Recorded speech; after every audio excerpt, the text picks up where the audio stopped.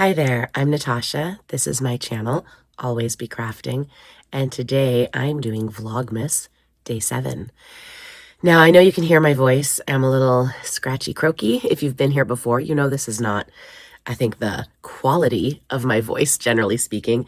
But also, if you watched my On Saturdays I Sew, you noticed I had a really hard day.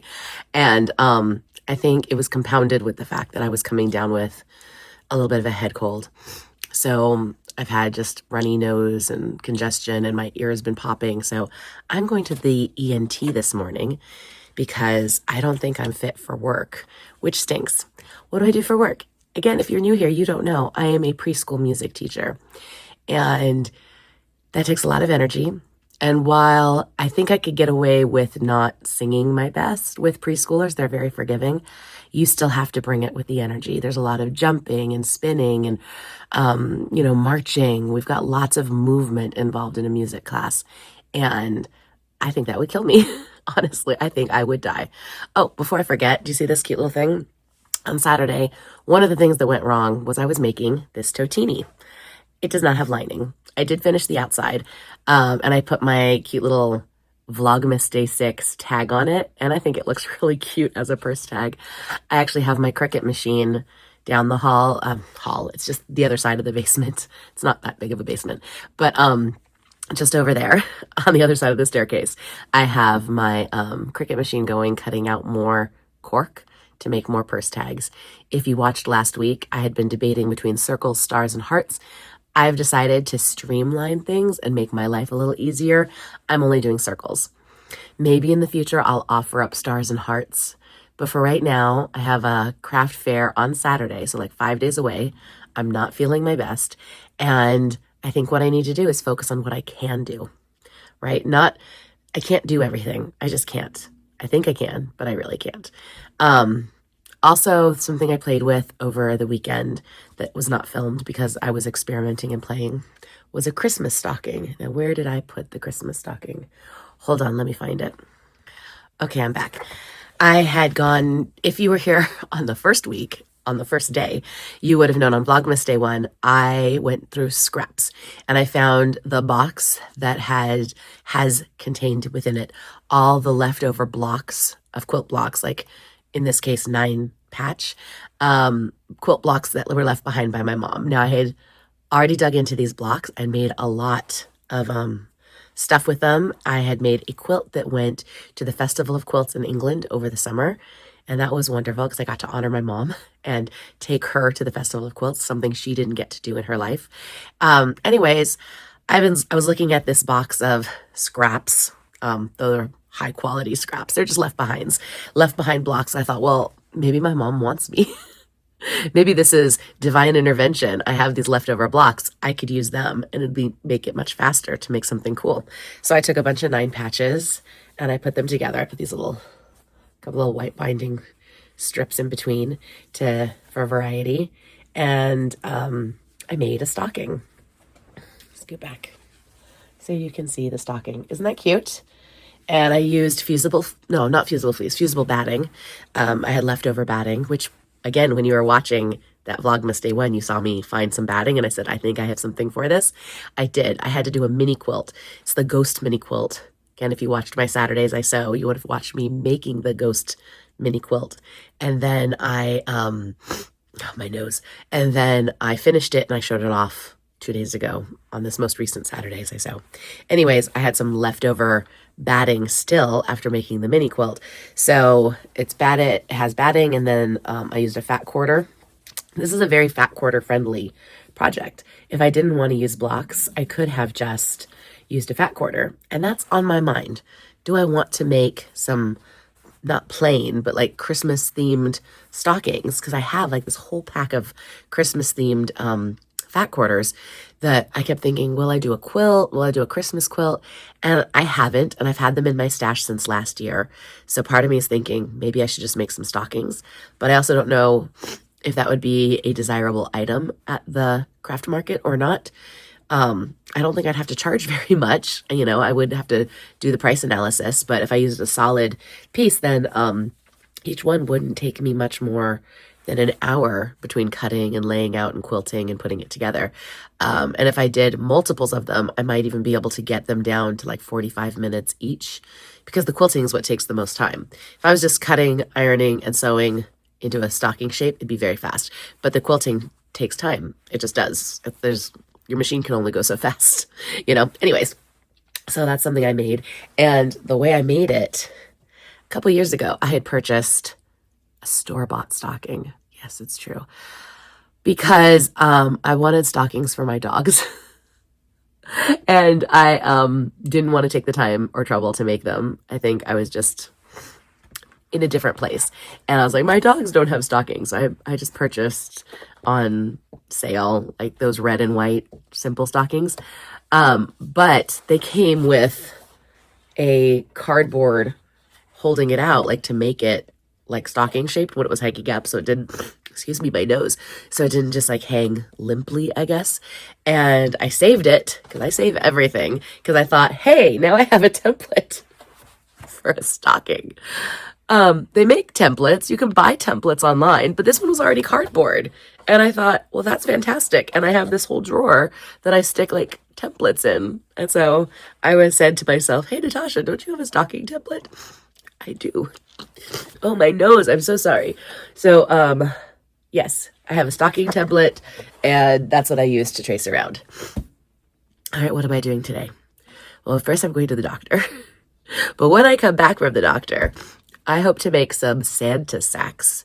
That's basically gift bags that you could put more than one gift in. They're like bigger bags, like as if Santa brought a gift and didn't gift wrap it. So a Santa sack. And I made gift bags last year. Oh, my voice is sounding worse and worse. I'm going to pause to blow my nose. Please pardon me. Okay. I think I'm a little better. I can breathe through one nostril. Yay.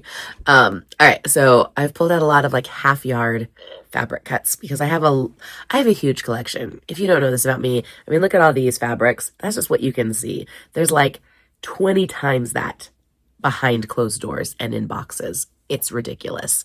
I have a problem. You know, like buying fabric is its own hobby. Using fabric is one hobby. Buying fabric is another hobby. And because I have this hobby, I somehow acquired this hobby. And it's bad because I already inherited a ton of fabric from my mom. I mean, like, I think the last time I counted, it was over 30 of those big, giant 30-gallon boxes. No, maybe it wasn't 30. Maybe I'm remembering 30 from the 30-gallon. Maybe it was 20 of the 30-gallon. It's a lot. It's a lot of fabric. And I have processed some of it, but it's just like, I think it would take me 5 lifetimes to go through all the fabric my mom left behind, plus all the fabric I keep buying. It's bad. But a Santa sack or gift bag is a really good way to use up fabric, and it's not hard to do. There are a million tutorials out there for a drawstring bag. I will show you how I like to make my drawstring bags because that's how I like to make them, and you're here, so why not, right? But what I will say is I'm not going to do any sewing until I get home from the doctor because I'm looking at the clock and it's time for me to get ready to go. So thank you for being here. I promise to take you with me as I make a Santa sack. Today, I'll make at least one so you can see the process. And I done gift bags last year and they sold fairly well. I think they could have sold better, but that doesn't mean I shouldn't try again because I still think they're great. And also last year, I think I only did one size. I only did like this size. It wasn't terribly big. It held like small gifts. Like it would hold a couple of books or some pajamas. It would hold like a nice small thing, but I didn't do big ones. And I think besides doing like a pillowcase size one, which I'd use like a yard of fabric, I think I'm going to use like half yards and start there. Because I think that'll be good. I think that'll be a good size bag. But I guess we'll find out together when you come back or when I come back. Thanks for watching. I hope you're having a great day. I hope you're taking care of yourself. Because obviously I did not take care of myself for a while. Because I was pushing, doing too much, doing way too much. And now I'm sick. And I have some vertigo. So that's why I'm going to the doctor. Because I might have an infection. I might have a sinus infection, which is causing the vertigo. Wish me luck. Bye. Okay, so I'm going to make my Santa sack. I'm back from the doctor. I have a sinus infection, so I'm just going to be going to pick up my antibiotics soon when the pharmacy says they're ready. But in the meantime, I can make a Santa sack, or maybe it's a mini Santa sack, large gift bag, whatever you want to call it. All right, so this is a 1/2 yard, and I cut it in the middle. So it's basically 2 fat quarters that match. So that's 18 by 22. This piece is a little bit bigger than a 1/2 yard, but I just thought it was so, so cute. So I am going to trim it down on one side so it is a 1/2 yard to match. Sorry about that, had to deal with a phone call. Anyways, I'm going to trim this piece that was a little bit bigger than 1/2 a yard down to be 1/2 a yard. Again, it's just cut in the middle, so it's about 22 inches this way, and now it's going to be about 18 inches the other way. Let's see, right about there.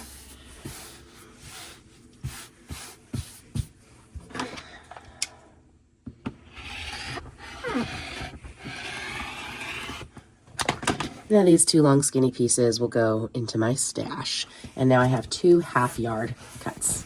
So what I will do is I will put them face to face. You can do this the other way too, so they're taller than wider. The reason I'm doing it wider than taller in this case is because the direction of the fabric. Now I like to match up my selvages because that makes it easier for trimming off later. And we are going to sew, or I'm going to sew, down each seam, leaving a small, about 3/4 of an inch gap, about 2 inches down from the top. Okay, so I'm going to set that up and sew it.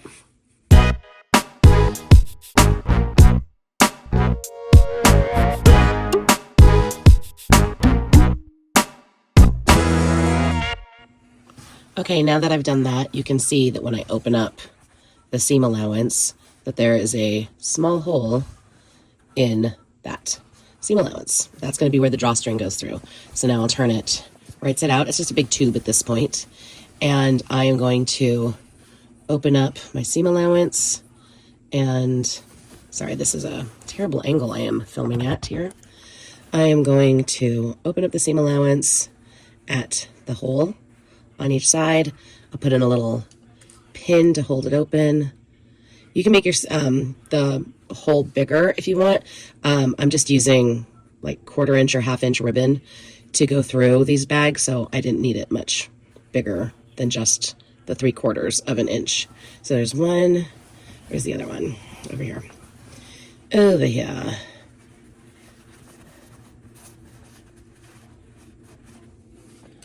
Pin that open. And your pins are on the wrong side, obviously, because they're on the inside, but I'd still like to flip it over and stitch the box from the outside, because I can see them. I can see them right there. So I'm going to stitch a box around the hole. Okay, and now I'm just trimming away the extra threads, but you can see that, oh, I caught the thread in the sewing. Not a big deal. I can just trim that away. If it doesn't pull out, there it goes. So now you can see that the box opening is secure. Okay.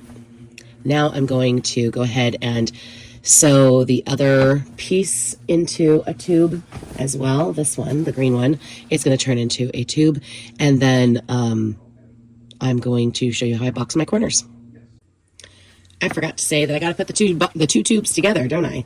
So I'm going to stuff one tube into the other tube, and I am going to make sure, I am going to make sure that the part that is, I'm going to look out for the part that has the hole, the drawstring hole. It is Grand Central Station over here. Be right back. Sorry about that. My husband had to take a business call, and he was on speakerphone. I didn't want to record that. So I went ahead and I sewed the two pieces together, and they're sewed together or sewn together at the top. So where the box, the hole is right there, and it's sewn there. So the two tubes, now I have just one giant tube. So now I'm going to box each side. I'm going to do a pleated box on the outside, which is my rainbow, and a traditional box on the inside, which is my sage green. So if I want to do a 1.5 inch box bottom, then I have to mark my outer fabric at 3 inches, because 1.5 times 2 is 3. So I'm going to put a mark here at 3 and on the other side at 3.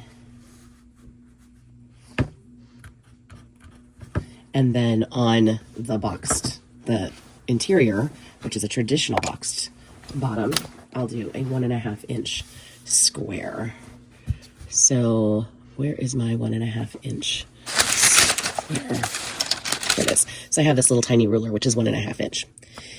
And I do that from the whole thing. I'm not taking my seam allowance into account because I have to sew up the bottom, and then it'll all make sense soon enough. If I'm messing that up because I haven't done this in a while, then, oh yeah, I did mess that up. Yeah, I do want to do it from the seam. All right, so I'm gonna have to do a little bit up because I'm doing a 3/8 inch seam, so there. Okay, that's gonna be my box. That'll be better. That's a better box. Can you see that? My first box is a little smaller than my second box. Okay, because my seam on this side, and I have to come up. Let me just mark that. I have to come up 3/8 inch. There it is. And so, before my disappearing ink disappears, I'm going to cut that out because it's going to disappear very quickly.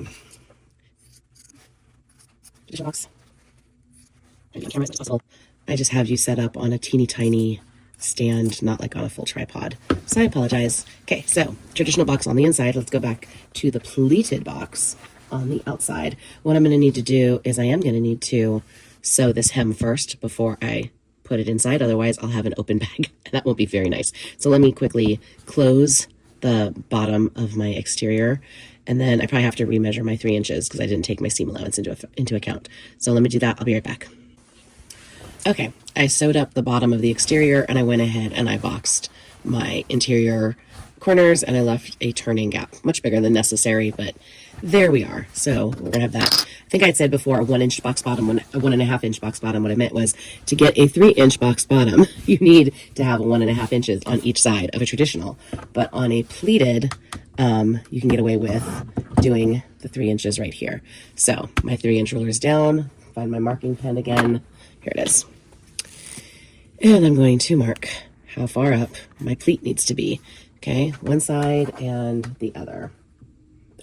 And again, I didn't do it from my I have to take into account my seam. Sorry. Let me put it on my seam and try that again. Third time's the charm, right? Remember, it's the higher mark on that side. My ear infection is affecting my brain power. All right, so to do a pleated boxed bottom, pull the two sides apart like you normally would, okay, to get that opening. Okay, find your mark. Here is my mark, my top mark, and I'm going to pleat my interior inside like that. So I'm tucking it in, see? And I'm going right at that pleat is right at that mark is where it is tucked inside, and I'm going to go ahead and make sure it's feeling like it's lined up inside, and I'm going to go ahead and put a pin in it so I don't lose it. I'm going to do the same thing on the other side, and I'm going to make sure it's all neat and tidy before I sew these side seams again. All right, be right back. Hi. All right, so here is that pleated corner. You saw me tucking it in really well. I took my time with it. Here's another pleated corner. Now, when we stuff the rest of the bag, the inside into the outside, then that's where the magic happens. Because the structure of the traditional boxed corners line up. Let me stick my fingers in there so you can really see it. So now the bag has a bit more structure. See? Because I really pop out those boxed corners on the inside, match them up to the pleated corner on the outside, et voila. Now the final step is to do all the top stitching, and I guess the penultimate step is the top stitching. The final step is putting in the drawstring, trimming away all the things. So I'm going to, you can use your iron if you don't like to use pins, or you can use pins. It's totally up to you. I'm someone who is very lazy, and I don't like to pull my ironing board out every 5 seconds, and I do not have a setup where my ironing board is always open. So I'm going to use pins, and what I'm going to do is I'm going to pin the top of my bag, and then I'm going to top stitch the top. Then I'm going to mark in my drawstring lines based on the 2 holes that I left in the exterior. And then I will sew those. And then I'll put the drawstring in. So only a little bit more work. I'm happy to say the pharmacy called and my antibiotic is ready. So I'm going to do this so I can go get an antibiotic. But this is pretty quick from start to finish. I mean, I've been talking to you while I've been working, so I haven't really lost time. It's a pretty good sized bag. It's a little wider than it is tall. And I'll put the final measurements on the screen because once it's done, I will measure it completely. And I'll put the measurements based on drawstring down. Like I won't include the top part, which is just the fun, fluffy part in those measurements. Okay, so I'm going to finish pinning, and I'll actually turn my camera now to film the sewing machine, which I have not done because again, I'm tired and lazy and all right, see you in a minute.